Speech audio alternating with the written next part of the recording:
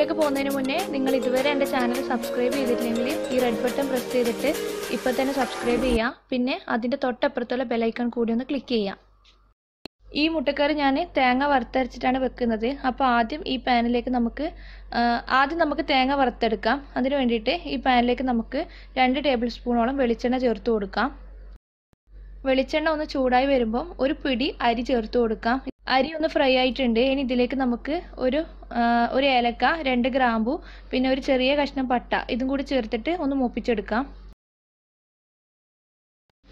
ഇത് മൂത്തിട്ട് ഇതിൻ്റെ സ്മെല്ലൊക്കെ വരാൻ തുടങ്ങി. ഇതിലേക്ക് നമുക്ക് 1/2 കപ്പ് തേങ്ങ ചിരവിയതും കൂടി ചേർത്തിട്ട് ഒന്ന് മിക്സ് ചെയ്യാം. തേങ്ങ ജസ്റ്റ് ഒന്ന് മിക്സ് ആക്കിയിട്ടുണ്ട്. ഇനി ഇതിലേക്ക് 1 ടേബിൾ സ്പൂണോളം പെരിഞ്ജീരകം, നമ്മുടെ ഫെനൽ സീഡ്സ് ചേർത്ത് കൊടുക്കുക.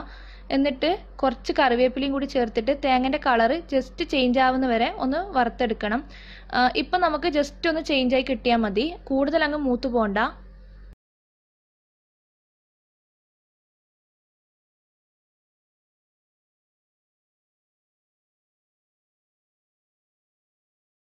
നമ്മുടെ തേങ്ങ ഒരു ജസ്റ്റ് ബ്രൗൺ കളർ ആയിട്ടുണ്ട്.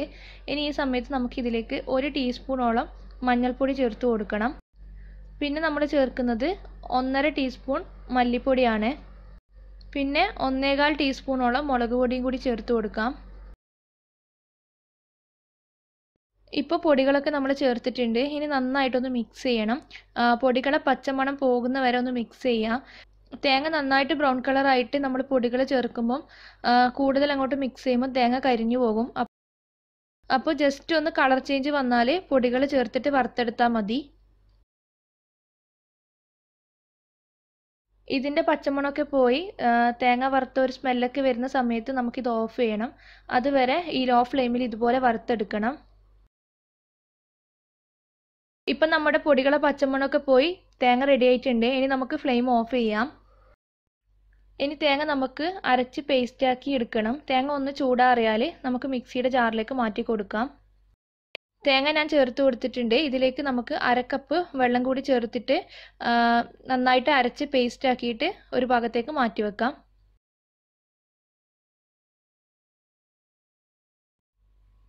ഇപ്പോൾ കറി ഉണ്ടാക്കാൻ വേണ്ടിയിട്ട് ഞാൻ 3 മുട്ട പുഴുങ്ങി വെച്ചിട്ടുണ്ട്. നമുക്ക് എളുപ്പത്തിൽ ഇതിൻ്റെ തോലൊന്ന് കളഞ്ഞെടുക്കണം. അതിനു വേണ്ടിയിട്ട് താഴെ ഒന്ന് എല്ലാ ഭാഗത്തും ഒന്ന് തട്ടിക്കൊടുക്കുക.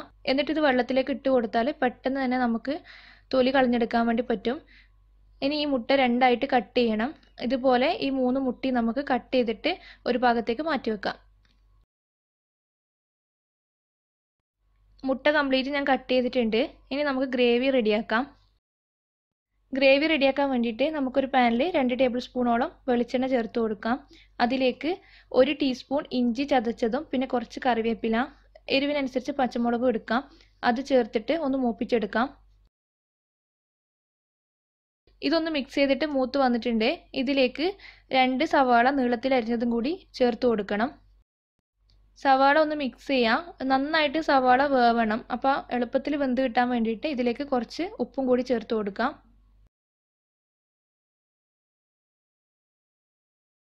ഉപ്പും കൂടി ചേർത്ത് കൊടുത്തിട്ടുണ്ട്. നന്നായിട്ടൊന്ന് മിക്സ് ചെയ്തിട്ട് സവാള ചെറിയ തീയിൽ ഒരു 10 മിനിറ്റെങ്കിലും അടച്ച് വെച്ച് വേവിച്ചെടുക്കണം. ഉള്ളി റെഡി ആയിട്ടുണ്ട്. ഉള്ളി നമ്മൾ എടുത്തതിൻ്റെ പകുതിയോളം ആയിട്ടുണ്ട്. ഇതിലേക്ക് ഞാനിപ്പോൾ അധികം പൊടികളൊന്നും ചേർക്കുന്നില്ല. ഞാനിപ്പോൾ ഒരു 1/4 ടീസ്പൂൺ മഞ്ഞൾപ്പൊടിയും 2 നുള്ളു ഗരം മസാലയും കൂടി ചേർത്ത് കൊടുക്കുന്നുണ്ട്. ഈ പൊടികളെയും കൂടി പച്ചക്കുത്ത് പോകുന്നവരെ നമുക്ക് മിക്സ് ചെയ്തെടുക്കണം.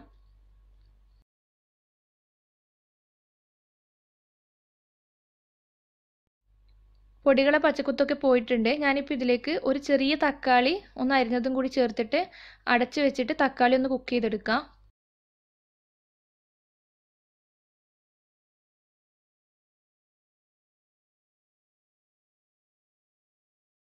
തക്കാളി നന്നായിട്ട് വെന്ത് വന്നിട്ടുണ്ട്. ഇതിലേക്ക് ഞാനിപ്പം 1 കപ്പ് തിളച്ച വെള്ളമാണ് ചേർത്ത് കൊടുക്കുന്നത്.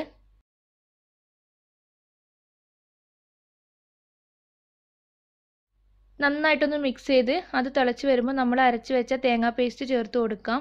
പിന്നെ നിങ്ങൾക്ക് ഗ്രേവി ആവശ്യമുണ്ടെങ്കിൽ അതിനനുസരിച്ചിട്ടുള്ള വെള്ളം കൂടി ചേർത്ത് കൊടുക്കണം. ചൂടുവെള്ളം ചേർത്ത് കൊടുക്കണം.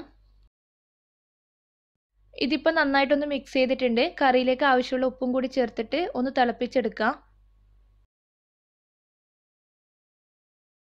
തിളച്ച് വരുമ്പോൾ നമുക്ക് ഇതിലേക്ക് നമ്മൾ കട്ട് ചെയ്ത് വെച്ച മുട്ടയുടെ പീസസ് ഇട്ട് കൊടുക്കണം.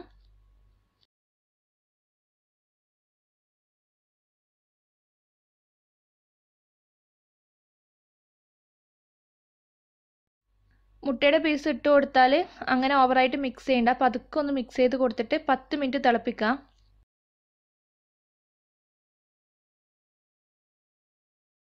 പത്ത് മിനിറ്റ് നന്നായി തിളച്ചതിന് ശേഷം ഞാൻ ഫ്ലെയിം ഓഫ് ചെയ്തിട്ടുണ്ട്. നിങ്ങൾക്കിപ്പോൾ ഗ്രേവി കൂടുതൽ വറ്റിച്ചെടുക്കണമെങ്കിൽ വറ്റിച്ചെടുക്കാം. ഞാൻ ഈ ഒരു കൺസിസ്റ്റൻസിയിലാണ് എടുക്കുന്നത്. ഇത് നമുക്ക് പത്തിരിയുടെ കൂടെയൊക്കെ നല്ലൊരു കോമ്പിനേഷനാണ് ഈ ഒരു കറി. എന്തായാലും ഒന്ന് ട്രൈ ചെയ്ത് നോക്കണം. ഞാനിതിപ്പം അപ്പത്തിൻ്റെ കൂടെയാണ് സെർവ് ചെയ്യുന്നത്.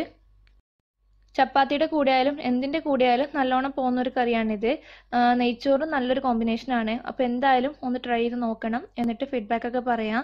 പിന്നെ ഇന്നലത്തെ ബനാന സുഗിയൻ കാണാത്തവരൊന്ന് കാണാം.